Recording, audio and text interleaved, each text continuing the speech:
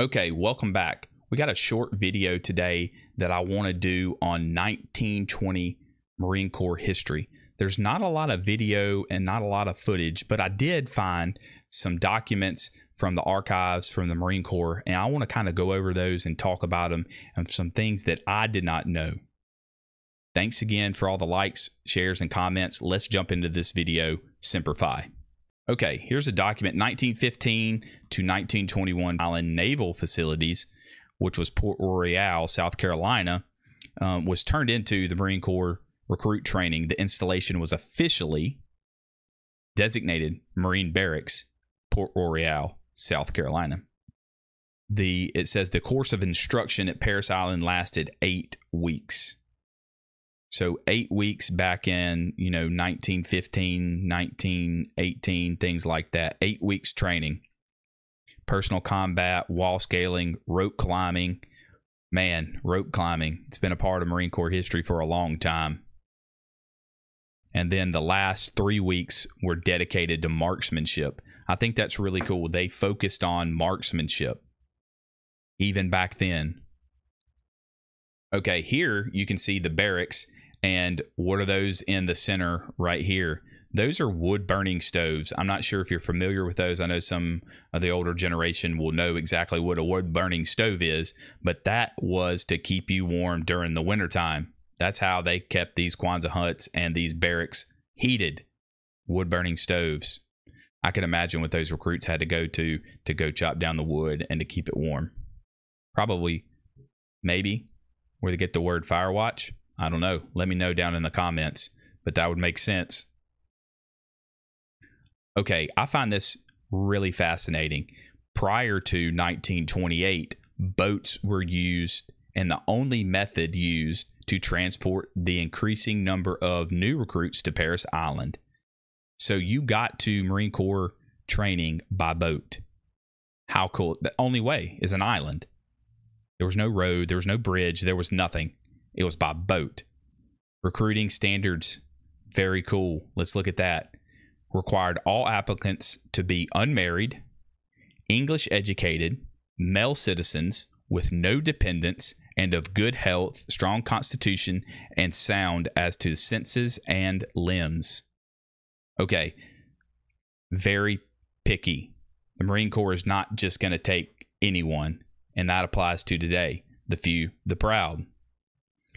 All new arriving recruits were processed by marching through the post to the quarantine station for education before finally taking the oath of enlistment. So you took the oath of enlistment. Once you got on the island, there's no way to get off. They got you then. Okay, top right, oath of enlistment, 1918. There's some recruits on the island. Raising your right hand, saying the oath, recruiting poster down there, 1918. You can see over here the pistol range. That's pretty cool. Not the rifle range yet, but the pistol range. Okay, there's headquarters, Marine Corps, Parris Island, South Carolina, 1918. All those barracks, Kwanzaa huts, and things like that. To the right, that's a living emblem. That means those are Marines. They created that, took a picture overhead in 1920 for the Eagle, Globe, and Anchor. That's pretty neat. Okay, like I said again, rope climbing, 1918. They are still incorporating or have started rope climbing in the Marine Corps. It's nothing new. I know they still do that today. I know they did that when I was going through, but it's very key. Learn how to climb a rope. You can see they're wearing campaign covers too, not the garrison cover yet. And then again here, the ship's guard before it was anything, a detachment. That's what they were doing. 1920s, protecting that ship. Goes all the way back to the Continental Congress, formation of the Marines. Protect these Navy ships. Protect the naval fleet from the pirates and everything else. We need you. That's still going on.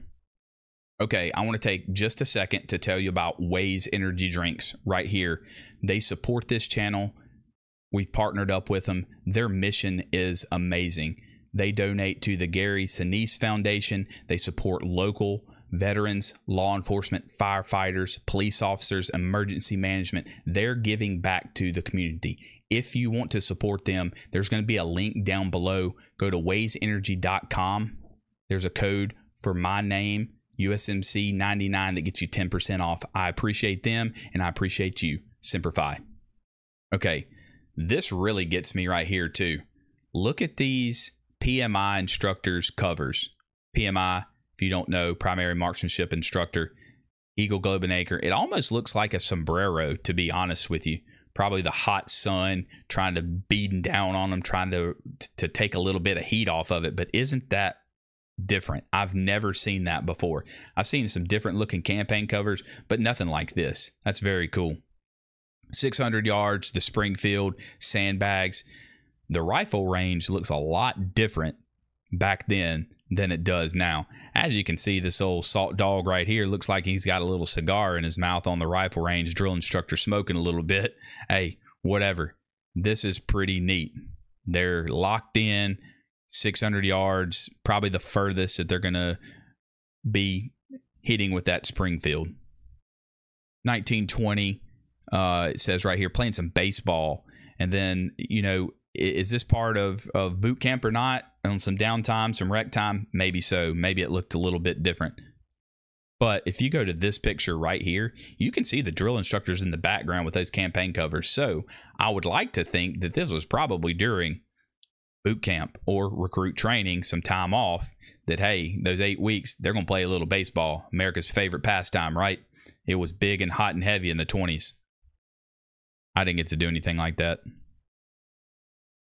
Okay, this kind of gives you the plans about Parris Island. 1915, the Navy officially transformed and transferred that land and the buildings of Port Royal Naval Station to the Marine Corps. So they gave it to the Marine Corps then, and it became the Headquarters Detachment Marine Barracks, Port Royal, South Carolina.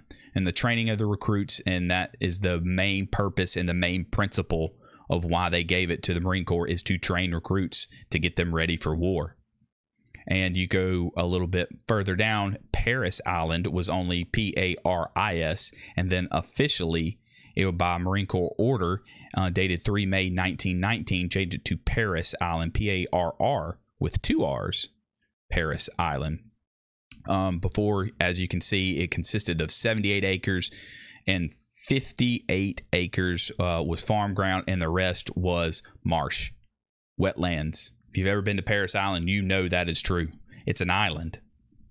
Okay, there's another thing that I read down. It's kind of hard to read, but additional support. Once the island got formed and everything got going into business, the YMCA and the Knights of Columbus actually put their first hut, Kwanzaa hut, or some kind of building on there to provide education training, to provide religious services, to provide entertainment, athletics. And then we go back to the baseball thing. It was providing something that's full-time staff and training to where they could get some rec time on the island, because there's nothing else there. Okay, I know that was very short, very sweet, but there's not a lot of footage.